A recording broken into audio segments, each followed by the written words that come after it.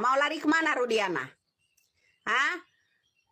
Kalau memang ya pejabat ada di belakang Rudiana, tolong Pak ya. Kali ini jangan dilindungi ya. Kali ini jangan dilindungi lah Rudiana ya. Kalau ada akun yang membuat namanya Rudi pahlawan rakyat, ya kamu harus dibalik. Rudiana adalah PKI masa kini. PKI 2016 itu harus ditulis, ya. Kamu harus tahu. Jangan sok-sokan nulis akun Rudiana pahlawan rakyat, tai itu, ya. Kamu harus tahu. Jangan lupa kalau bikin akun ya sebanyak-banyaknya kalian Rudiana PKI 16. Jadi Ibu Dia mengatakan kepada Ibtu Rudiana mau lari kemana. Dan juga Ibu Dia meminta kepada pejabat yang ada di belakang Ibtu Rudiana untuk kali ini jangan lagi melindungi Ibtu Rudiana karena dia itu sudah jahat. Dan juga menurut Bu Widya dia adalah PKI masa kini, PKI di 2016 lalu pada kasus Vina Cirebon. Guys, bagaimana tanggapan kalian melihat hal tersebut? Silahkan berikan komentarnya di bawah ini. Untuk Pasren, Aep, Dede, dan semua saksi-saksi yang terkait dengan kasus ini, kalian lalu dijamin keamanan kalian oleh Rudiana CS dengan syarat kalian tutup mulut dan tidak berkata jujur. Jangan percaya dengan jaminan yang mereka berikan. Misalkan, udah kamu keamananmu kami jamin, yang penting kamu tutup mulut. Udah, jangan dipercaya karena sudah beda masa. Oke lah, tahun 2016 mungkin Rudiana CS itu punya kekuatan, punya power yang bisa menjamin keamanan kalian. Tapi sekarang udah lain cerita, bos. Dia itu untuk menjaga keamanannya sendiri itu nggak bisa, apalagi menjaga keamanan kamu. Lihat no, Rudiana aja udah dilaporin nih. Jadi kalian tuh lebih baik keluar, katakan yang sejujurnya daripada kalian terjerumus bareng ke dalam jurang bersama Rudiana CS. Waspadalah. Nah guys, ini pesan untuk semua orang yang terlibat bersama Ibtu Rudiana seperti Pasren, Aep, dan juga semua orang yang terlibat bersama Ibtu Rudiana. Karena mungkin di 2016 memang bisa Ibtu Rudiana ini menjamin keselamatan bagi orang-orang tersebut yang terlibat di dalamnya. Karena beliau dan juga antek-anteknya masih memiliki kekuasaan. Namun beda cerita di 2024 ini. Bahkan untuk melindungi dirinya sendiri pun Ibtu Rudiana kewalahan. Jadi ini pesan untuk semua orang yang terlibat seperti Pasren dan juga Aep, segeralah muncul dan berikan keterangan yang sejujur-jujurnya.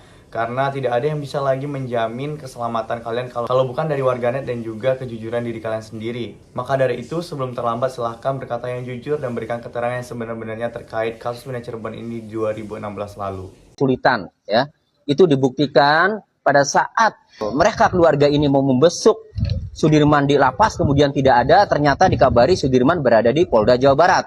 Nah, kemudian untuk bisa ketemu Sudirman saja harus janji dulu dengan Direktur Reserse Kriminal Umum, kan itu ya, Pak Dir. Nah, kemudian pada saat waktu yang dijanjikan, tadi dijelaskan bahwa Beni tidak bisa masuk, tidak boleh masuk, hanya kedua orang tuanya saja ya. Nah, kemudian sampai saat ini dirasakan oleh keluarga itu sangat kesulitan untuk menemui anaknya Sudirman ya.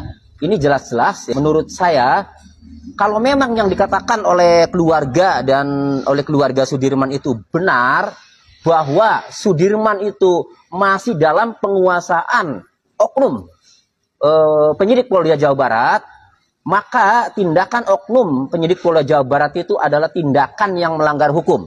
Kenapa kami katakan melanggar hukum? Karena penyidik Polda Jawa Barat itu sama sekali tidak mempunyai hak dan tidak mempunyai kewenangan untuk menguasai seorang Sudirman yang statusnya itu sudah terpidana. Ya, hak dan kewenangan yang melekat pada diri penyidik itu selesai setelah tahun 2016 Sudirman dan kawan-kawan dilimpahkan ke jaksa dan jaksa menyatakan P21 dan penyidik melimpahkan barang bukti dan tersangka saat itu Sudirman. Sudah selesai itu hak dan kewenangan penyidik dalam melakukan pengekangan atau upaya paksa terhadap Sudirman itu sudah selesai. Apalagi sekarang sudah terpidana. Putusan pengadilan yang melaksanakan adalah jaksa, apalagi kalau sudah dilapas, itu kewenangannya dari Kementerian Hukum dan HAM. Sehingga kalau penyidik masih menguasai seorang Sudirman, ya kita pertanyakan, ada apa? Itu. Nah, kemudian pengacara yang ditunjuk untuk mendampingi Sudirman itu katanya informasinya dari Polda yang menunjuk informasinya. Kalau ini benar, ini Polda punya kepentingan apa? Ketakutan apa gitu loh. Harusnya lepas saja. Lepas. Jangan sampai kami masyarakat menilai ya, penyidik Polda Jawa Barat ini ketakutan ketika Sudirman menggunakan pengacara dari keluarga yang akhirnya akan membongkar semuanya. Jadi akhirnya kami menilai jangan-jangan pengacara yang ditunjuk dari Polda ini, ya jika benar ya ditunjuk dari Polda ini, untuk menjaga agar Sudirman tetap mengatakan seperti itu. Yang kita tahu Peggy Setiawan aja disebut-sebut kan oleh Sudirman kan. Nah sehingga Sudirman ini sepertinya dijaga agar tetap mengatakan seperti itu, tidak berubah ya. Padahal kan bayangkan kalau Sudirman ya itu pengacaranya dari pihak keluarga ya, bukan dari Polda, bisa saja Sudirman menyampaikan yang sebenarnya. Kenapa yang sebenarnya? Saya baca ya, putusan pengadilan atas nama Hadi Saputra dan kawan-kawan termasuk Sudirman, dalam keterangan terdakwa Sudirman itu jelas mengatakan bahwa dia itu tidak melakukan. Bahkan dia itu mengakui karena diancam, karena mengikuti arahan penyidik yang sudah ditulis di papan tulis. Dia tidak pernah merasa menandatangani BAP. Nah, jadi mungkin saja penyidik ini masih ikut campur dengan Sudirman, ya. Terus ya kalau memang benar ya masih ada di Polda, karena khawatir nanti kalau Sudirman lepas dari kekuasaan penyidik oknum penyidik Polda, nanti Sudirman akan menyampaikan lah yang sebenarnya. Akhirnya kebongkar semuanya. Buat Bapak Kapolri, ini sudah zaman reformasi, zaman keterbukaan informasi, bukan seperti zaman Orde Baru.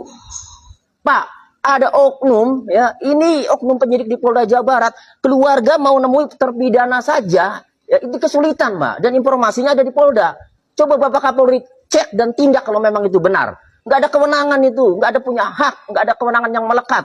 Kalau oknum penyidik masih menguasai, masih melakukan upaya paksa atau masih mengondisikan seorang terpidana yang sudah tidak ada hubungannya secara hukum dengan penyidik Polda Jawa Barat. Itu. Berarti kalau penunjukan dari kuasa hukum sendiri itu seharusnya tidak boleh ya?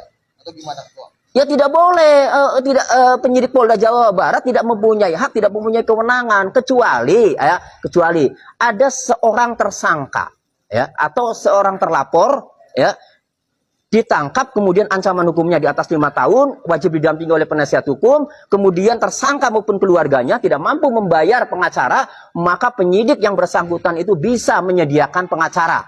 Itu pun kembali lagi ya, tersangkanya itu mau atau tidak, kan gitu. Nah, yang statusnya tersangka saja kembali kepada tersangkanya ya. Apalagi ini Sudirman bukan tersangka, sudah nggak ada hubungan dengan penyidik. Itu loh, sehingga penyidik kalau menyediakan pengacara dengan tujuan, dengan tanda kutip khawatir kalau pakai pengacara di luar khawatir terbongkar, tidak mempunyai kewenangan seorang penyidik memberikan atau menyediakan pengacara.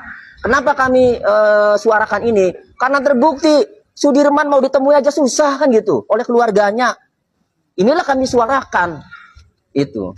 Ada pelanggaran nggak kalau kayak gitu? Oh ada, kalau memang terbukti ya. Ada oknum penyidik yang menguasai Sudirman dengan tujuan khawatir ya nanti skenarionya terbongkar, maka tindakan menguasai Sudirman yang tidak mempunyai kewenangan, tidak punya hak penyidik itu pelanggaran, bisa dilaporkan ke Propam itu. Bisa jadi untuk menghambat PK?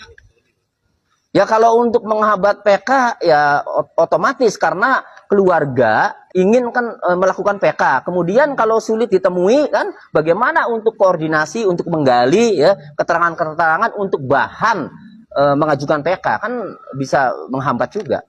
Ya guys, perihal Sudirman yang sulit ditemui di Polda dan juga keluarga itu susah untuk membesuk Sudirman. Akhirnya Sudirman meminta bantuan hukum kepada pengacara Peggy Setiawan dulu, yaitu Bang Tony RM. Dan alhamdulillah sekarang Pak Tony bisa mendampingi dari keluarga Sudirman. Semoga dengan Sudirman yang bisa ditemui sekarang bisa membuka titik terang kasus Vina Cirebon dan juga dia bisa mengajukan PK-nya kembali seperti halnya 6 terpidana sebelumnya. Guys, bagaimana menurut kalian? Silahkan berikan komentarnya di bawah ini. Kalau dibilang Eki peminum, iya. Eki peminum? Peminum. Oke. Pemakai juga. Narkoba dalam hal ini?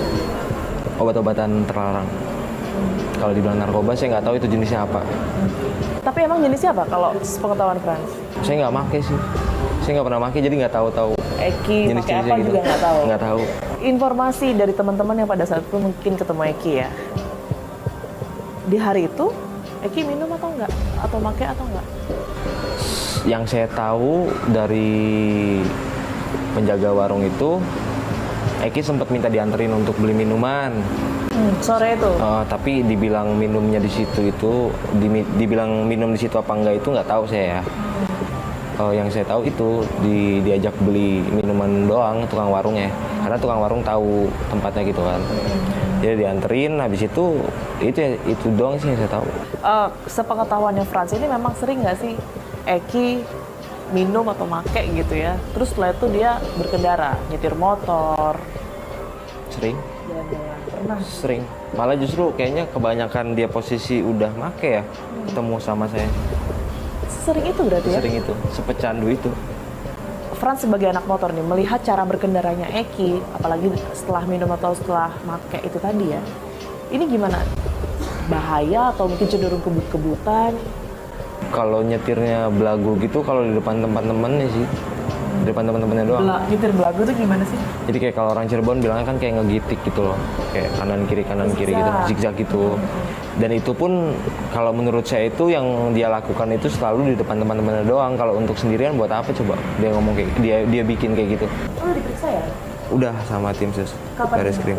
Bulan kemarin. Ya guys, itulah beberapa keterangan dari sahabatnya Eki yang mengatakan bahwa Eki ini juga seorang pecandu konsumsi obat-obatan terlarang. Apakah pada malam kejadian itu Eki juga sedang terkontaminasi oleh obat terlarang dan juga alkohol? Menurut keterangan sahabatnya ini, Eki juga sering mengendarai motor dalam keadaan mabuk dan juga setelah mengkonsumsi obat-obatan terlarang tersebut. Apakah ini juga salah satu faktor yang menyebabkan hilangnya nyawa Eki dan juga Vina? Guys, bagaimana menurut pendapat kalian? Silahkan berikan komentar sebanyak-banyaknya di bawah ini. Kami dari YouTube Biasa TV mengucapkan terima kasih dan sampai jumpa.